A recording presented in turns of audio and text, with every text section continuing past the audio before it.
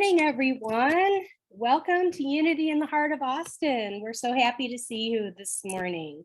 My name is Teresa Tia, and I will be your platform leader this morning for the first part of today's service.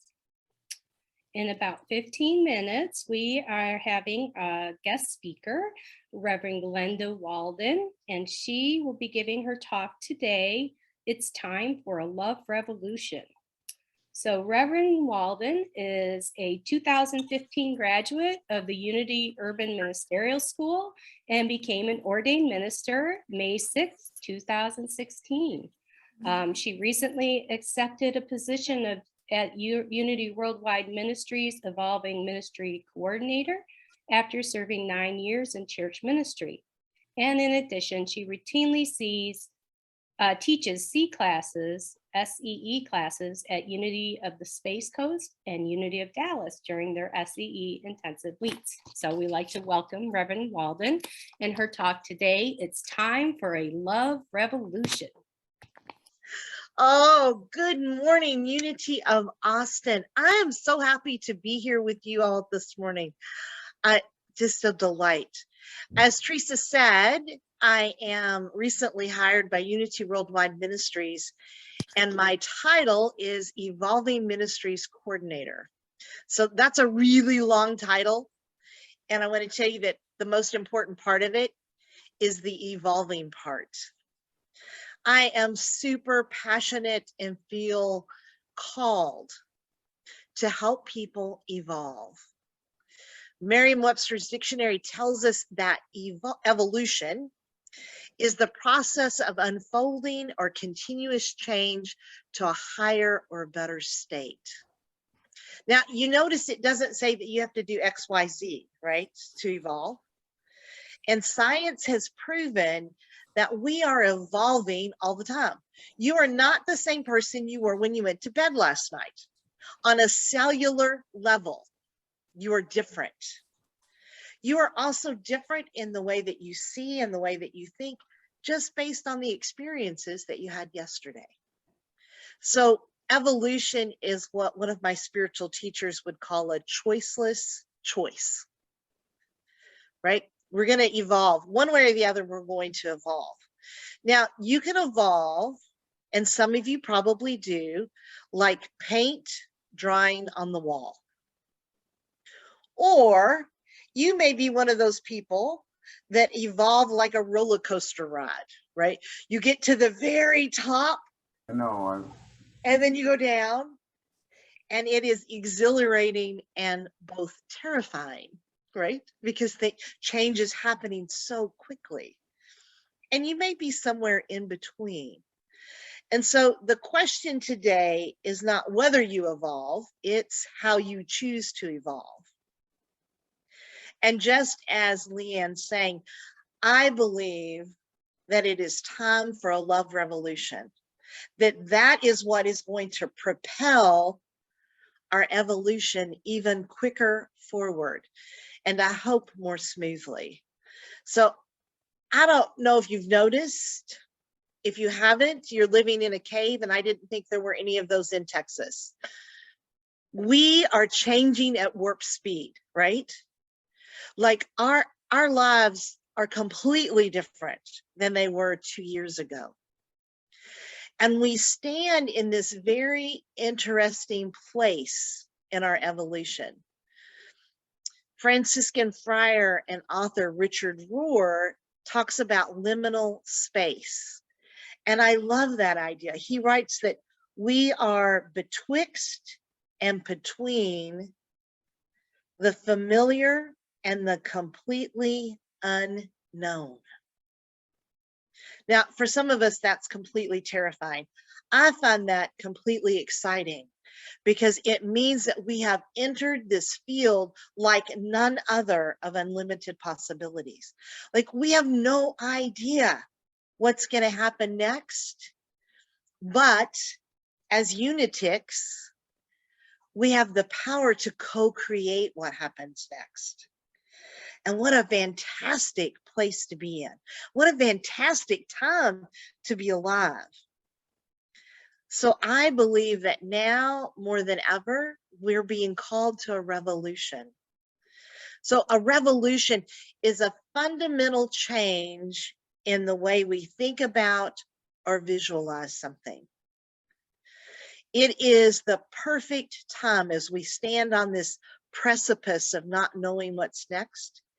It is the perfect time for us to decide to have a love revolution, to begin to think and visualize and live as love. But before that can happen, there's this other thing that we have to do. We have to quit waiting for things to get back to normal. And I hear that at least once a day, someone says to me, oh, I'll just be glad when COVID is over and things are back to normal. I have a public service announcement, and you may not like it. Things will never be normal again. Like that was then, and that's not going to ever happen. Things will be normal, but it's not going to be the normal you're picturing in your head, because that's done. That's over. We'll never be back there again. And that's always been the truth.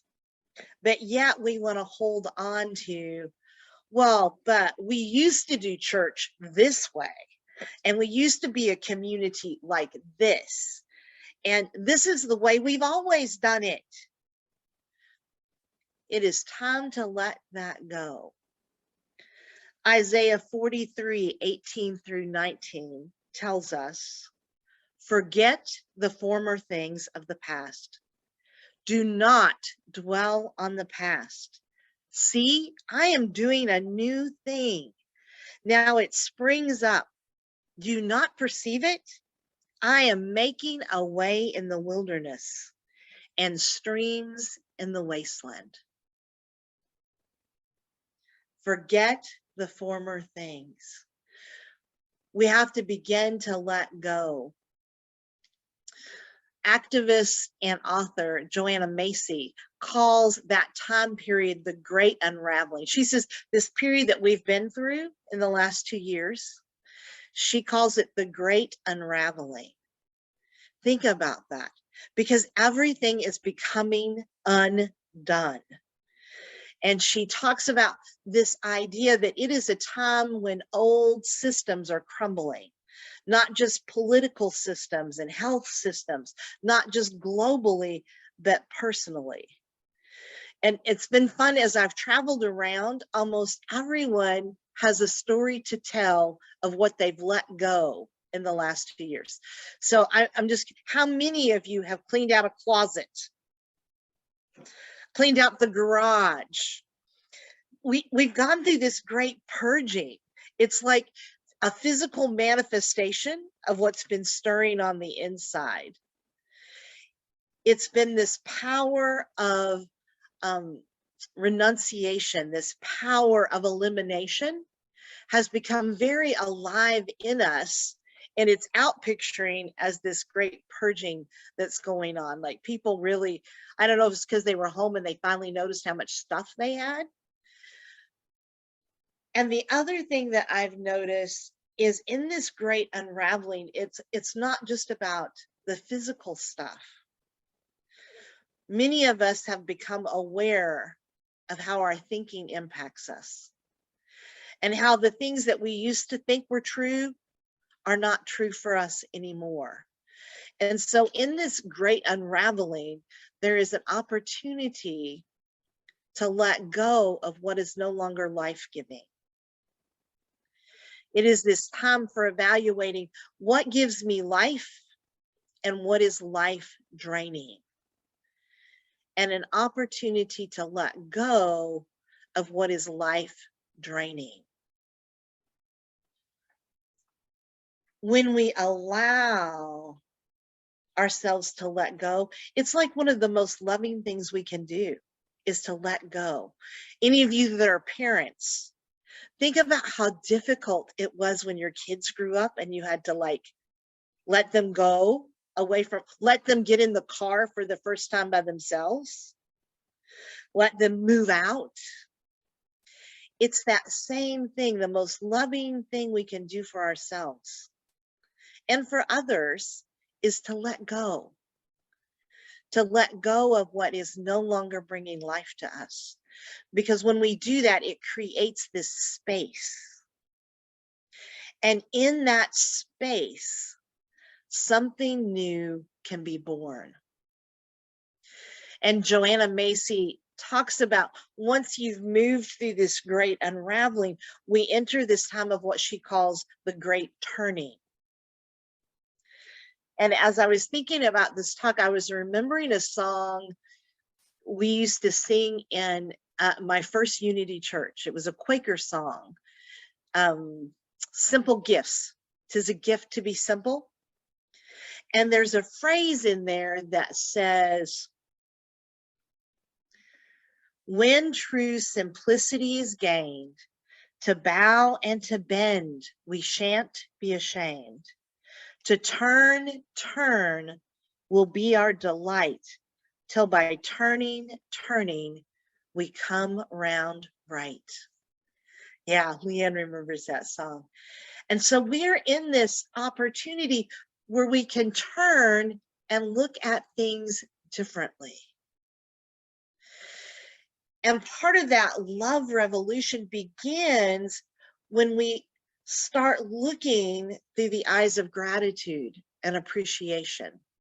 I know one of the things that really stirred my congregation in Fort Wayne up was when I went in and I said, we have to stop looking at COVID as the enemy and instead see the blessings.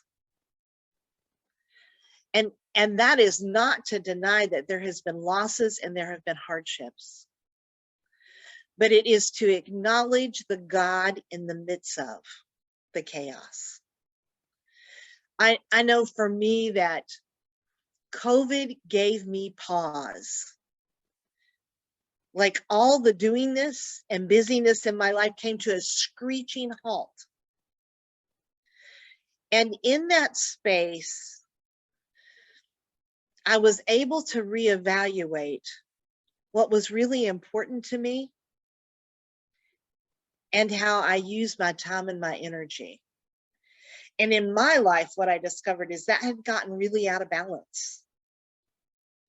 That where I spent the most time and the most energy was not connected to the things that were in my heart. Were not connected to the things I hold most important. And so COVID gave me an opportunity to balance that, to begin to look at where I put my time and where I put my energy and what gives me life and what doesn't. And I believe the same can be said of the social unrest that we have faced. Yes, it's been horrible to watch and hear the things that we've heard. And it has been a wake-up call for many of us.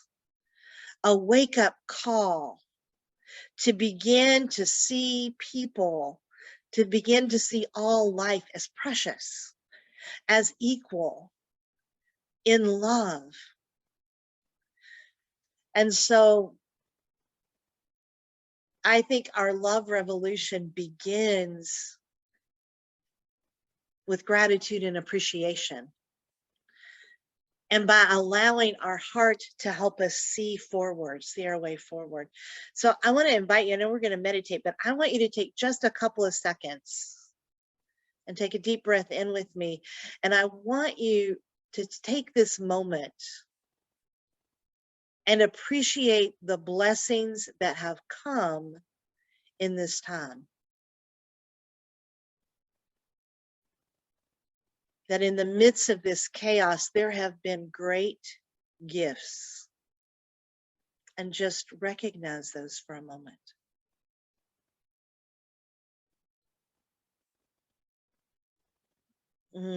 Thank you. In this great turning that Joanna Macy talks about, we begin to see with what she says, new ancient eyes. And I love that idea. I love that paradigm, new ancient eyes. One of the promises in the Big Book of Alcoholics Anonymous is We will not regret the past nor wish to shut the door on it. And so when I think of seeing through new ancient eyes, it's not forgetting what we've been through. It's not ignoring what has happened, but it is about taking the wisdom from those heartaches, those disappointments, those failures, those successes, those joys, taking the wisdom and bringing that wisdom forward so that we can see things with wisdom. When I think about love, when love is guided by wisdom, that is the power in it. I mean, think about when you were younger, a teenager, and you loved everything. I just love that new dress. I just love that group. And yet, through experience and wisdom, right, we're a little choosier about our love these days.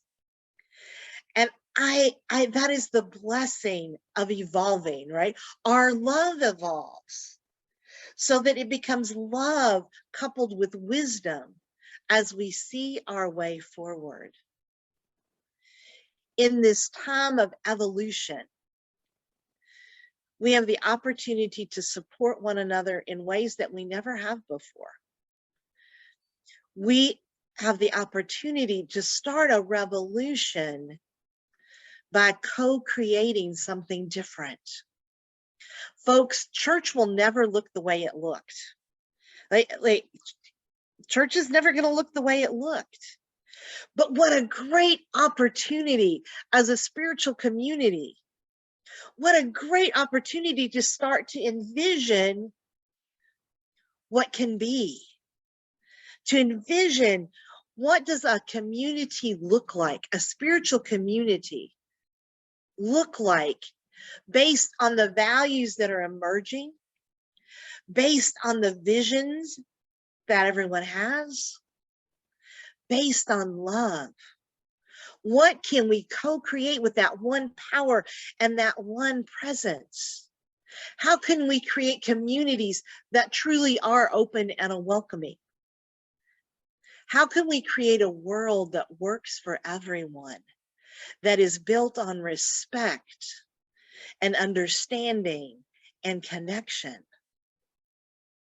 This is a fantastic time to be alive, a fantastic time to allow love to guide our vision, to allow love to direct our thoughts, to be love in action in every moment. So I want to close by a poem by Joanna Macy called Active Hope. Active hope is waking up to the beauty of life, on whose behalf we can act. We belong to this world. The web of life is calling us forth at this time. We've come a long way, and we are here to play our part. With active hope, we realize that there are adventures in store, strengths to discover, and comrades to link arms with. Active hope is a readiness to discover the strengths in ourselves and others, a readiness to discover the reasons for hope and the occasions for love, a readiness to discover the size and strength of our hearts, our quickness of mind, our steadiness of purpose, our own authority, our love for life, the liveliness of our curiosity, the unexpected deep well of patience and diligence, the keenness of our senses and our capacity to lead. None of these can be discovered in an armchair or without risk. All right, my friends, let's take a couple of deep breaths in Allow your eyes to close or soften your gaze as we enter into this time of meditation. We breathe in, aware of that current of life that flows through us.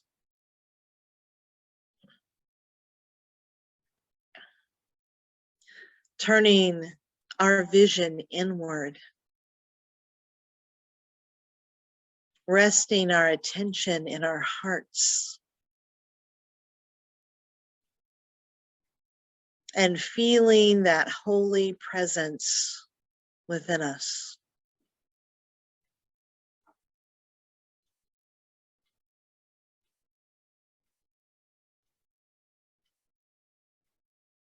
And as we breathe,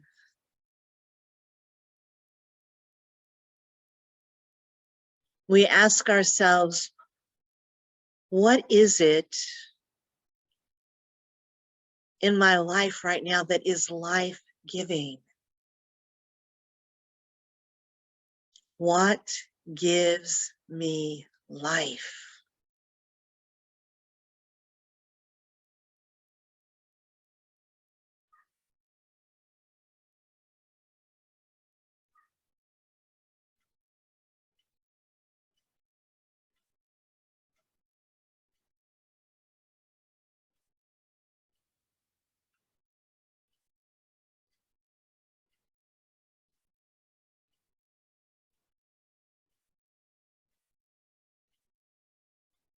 What in my life is life draining? The activities, the people, the places, the things that are life draining.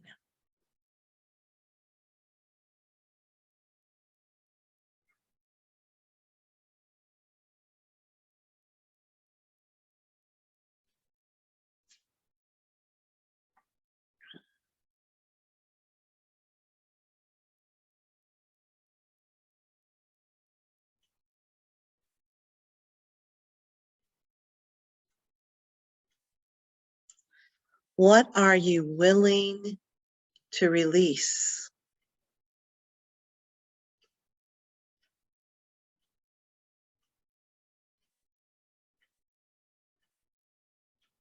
What are you willing to untangle and unravel so that you might be free?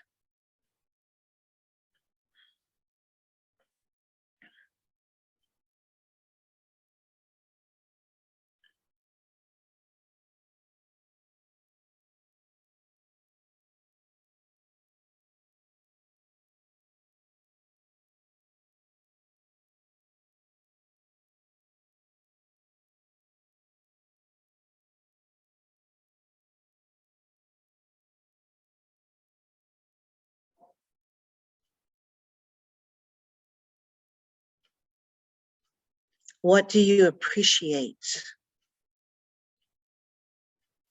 What are you grateful for now that you haven't necessarily appreciated before? What changes have you welcomed into your life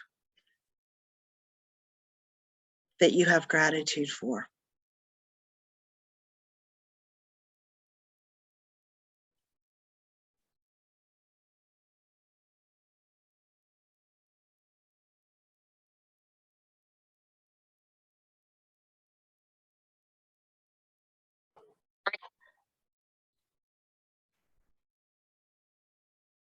And lastly, as we take a few minutes just to be silent, what is emerging in you to be reborn?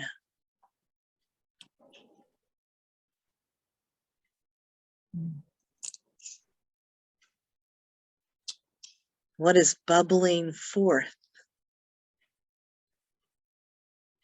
waiting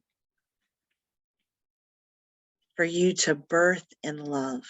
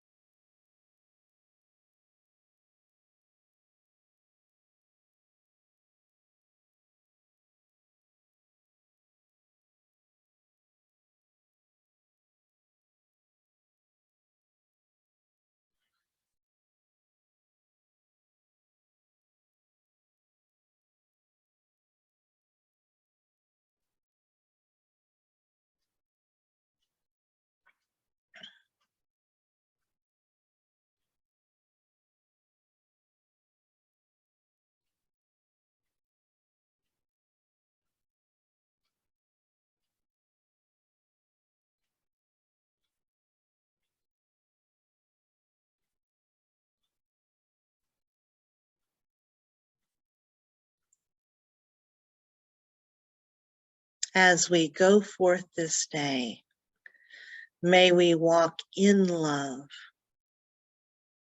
May we see the world through the eyes of love. May we hear the calls to love and for love. May we speak as love. May we walk as love's presence today and every day. And so it is. When you're ready, open your eyes.